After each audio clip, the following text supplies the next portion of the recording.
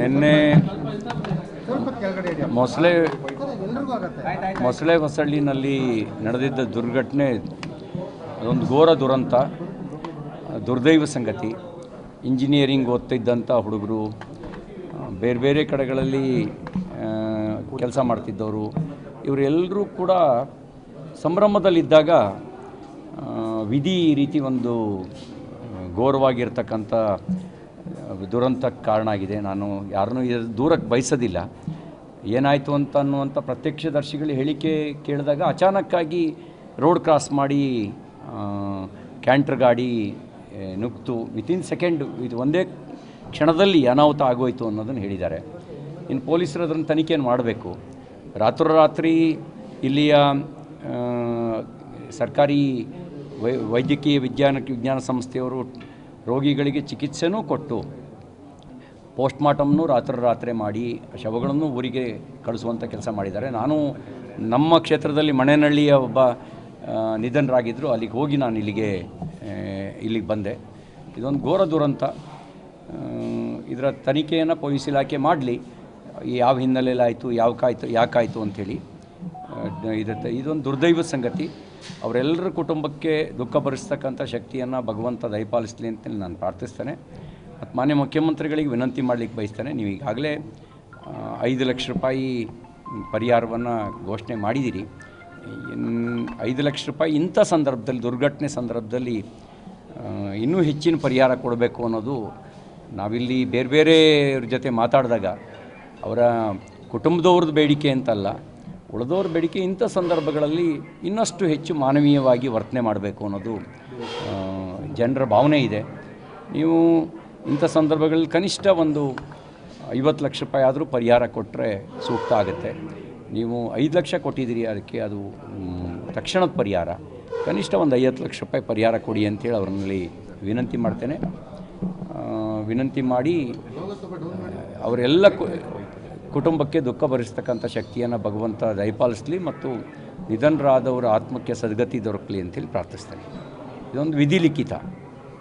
ಇದರಲ್ಲಿ ಮೇಲ್ನೋಟಕ್ಕೆ ಕಂಡು ಬಂದಾಗ ನನಗೂ ಏನೇನೋ ಅನುಮಾನಗಳು ಬಂದು, ಆದರೆ ಏನೋ ಕಾನ್ಫರೆನ್ಸಿ ಇರ್ಬೋದೇನೋ ಅಂತಲೂ ಅನ್ನಿಸ್ತು. ಆದರೆ ಆಮೇಲೆ ನೋಡಿದಾಗ ಪ್ರತ್ಯಕ್ಷದರ್ಶಿಗಳ ಹೇಳಿಕೆಯನ್ನು ಪಡ್ಕೊಂಡಾಗ ಅಂಥದ್ದಿಲ್ಲ, ಏನೂ ಆಗಿಲ್ಲ.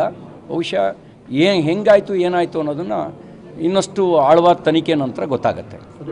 ಇಂಜಿನಿಯರಿಂಗ್ ವಿದ್ಯಾರ್ಥಿಗಳೇ ಇದರಲ್ಲಿ ಬಹುತೇಕ ಜನ ಇಂಜಿನಿಯರಿಂಗ್ ವಿದ್ಯಾರ್ಥಿಗಳು ನಾನು ಕೇಳಿದೆ. 5th sem, 7th sem, final year, ಈ ಥರದ ವಿದ್ಯಾರ್ಥಿಗಳೇ ಹೆಚ್ಚಿನ ಸಂಖ್ಯೆಯಲ್ಲಿದ್ದಾರೆ. ಅವರು ಹಾಸ್ಟೆಲ್ ವಿದ್ಯಾರ್ಥಿಗಳು ಇದ್ದಾರೆ. ಅವರು ಗಣೇಶೋತ್ಸವದ ಮೆರವಣಿಗೆಯಲ್ಲಿ ಸಂಭ್ರಮದಲ್ಲಿ ಕುಣಿತಾ ಇದ್ರು. ಏನಾಯಿತು ಅಂತ ಒಂದು ಕ್ಷಣಕ್ಕೂ ಗೊತ್ತಿಲ್ಲ. ಎಲ್ಲ ಸ್ನೇಹಿತರುಗಳೇ, ಒಬ್ರಿಗೊಬ್ಬರು ಸ್ನೇಹಿತರುಗಳೇ. ಕ್ಷಣ ಮಾತ್ರದಲ್ಲಿ ಅವ್ರನ್ನ ಬಲಿ ತಗೊಂಡಿದೆ, ಅಷ್ಟು ಮಾತ್ರ ನಾವು ಹೇಳ್ಬೋದು. ಯಾಕೆ ಇಷ್ಟು ಕಠೋರ ಆಗ್ತಾನೆ ಭಗವಂತ ಅಂತ ಅನಿಸುತ್ತೆ. ಕೆಲವರಿಗೆ ಒಬ್ಬರೇ ಮಗು, ಈ ಥರದ್ದೆಲ್ಲ ನಾವು ಕಥೆನ ಕೇಳಿದ್ದೇವೆ, ಅವ್ರ ಕುಟುಂಬದ ಕಥೆನ. ಇಂಥ ಒಂದು ದುರ್ಘಟನೆ ಯಾವ ಕುಟುಂಬಕ್ಕೂ ಆಗಬಾರ್ದು. ಈ ಥರ ಕೈಗೆ ಬರ್ತಾನೆ ಮಗ, ಇನ್ನೊಂದು ವರ್ಷಕ್ಕೆ ನಮ್ಮನ್ನು ಸಾಕ್ತಾನೆ ಅನ್ನೋ ಕಾಲದಲ್ಲಿ ವಿಧಿ ಅವ್ರ ಬಲಿ ತಗೊಳುತ್ತೆ ಅಂತ ಹೇಳಿದ್ರೆ ಈಕಿನ್ಯ ಹೆಂಗೆ ಹೇಳೋದು, ಯಾವ ಮಾತಿನಲ್ಲಿ ಹೇಳೋದು ನಮಗೆ? ಈ ಥರ ಯಾವ ಕುಟುಂಬಕ್ಕೂ ಆಗಬಾರ್ದು.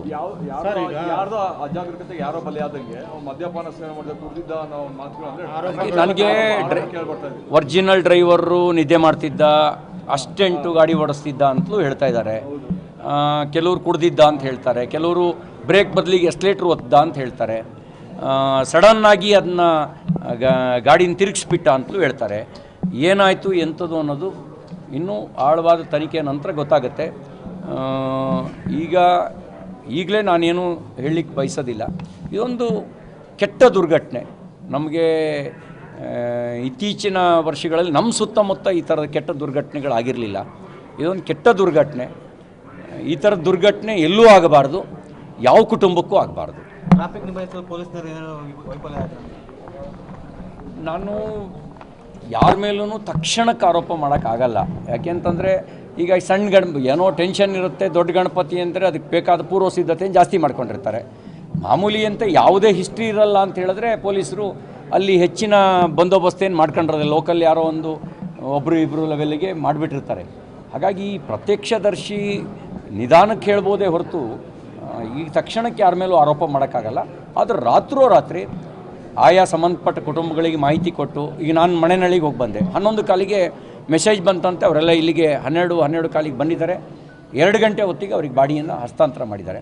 ಆ ರೀತಿ ಒಂದು ಯುದ್ಧೋಪಾದಿಯಲ್ಲಿ ಕೆಲಸ ಮಾಡಿದ್ದಾರೆ. ನಾವು ಒಳ್ಳೆಯದನ್ನು ನಾವು ಹೇಳದೇ ಇದ್ದರೆ, ಒಳ್ಳೆ ಕೆಲಸ ಹೇಳದೇ ಇದ್ದರೆ, ಬರೀ ತಪ್ಪನ್ನೇ ಹುಡುಕ್ತಾ ಹೋದರೆ ನಾವು ಬೇಜವಾಬ್ದಾರಿ ಜನ ಆಗ್ತೀವಿ. ರಾತ್ರೋರಾತ್ರಿ ಡಾಕ್ಟ್ರು ಕೆಲಸ ಮಾಡಿದ್ದಾರೆ, ಪೊಲೀಸ್ ಡಿಪಾರ್ಟ್ಮೆಂಟು ಕೆಲಸ ಮಾಡಿದ್ದಾರೆ, ನಿದ್ದೆ ಬಿಟ್ಟು ಕೆಲಸ ಮಾಡಿದ್ದಾರೆ. ಆಯಾ ಕುಟುಂಬಗಳಿಗೆ ರಾತ್ರೋರಾತ್ರಿ ಬಾಡಿಯನ್ನು ಕೂಡ ಹಸ್ತಾಂತರ ಮಾಡಿದ್ದಾರೆ. ಇಲ್ಲದೇ ಇದ್ರೆ ಇಲ್ಲಿ ಸಾವಿರಾರು ಜನ ಸೇರೋರು, ಇರೋ ಪೇಷಂಟ್ಗಳಿಗೂ ತೊಂದರೆ ಆಗ್ತಿತ್ತು, ನುಗ್ಲಾಗ್ತಿತ್ತು, ಅನಾಹುತದಲ್ಲಿ ಗಾಳಿ ಸುದ್ದಿಗಳು ಹರಡ್ತಿದ್ದು. ಆ ಗಾಳಿ ಸುದ್ದಿ ಅದಕ್ಕೆ ಯಾವುದಕ್ಕೂ ಅವಕಾಶ ಕೊಡೋದ ರೀತಿಯಲ್ಲಿ ಉತ್ತಮ ರೀತಿಯಲ್ಲಿ ಕೆಲಸ ಮಾಡಿದ್ದಾರೆ ಮೇಲ್ನೋಟಕ್ಕೆ. ಉಳಿದಿದ್ದು ತನಿಖೆ ನಂತರ ಗೊತ್ತಾಗಬೇಕು. ಗ್ಯಾರಂಟಿ ನ್ಯೂಸ್, ಸುದ್ದಿ ಖಚಿತ, ನ್ಯಾಯ ನಿಶ್ಚಿತ.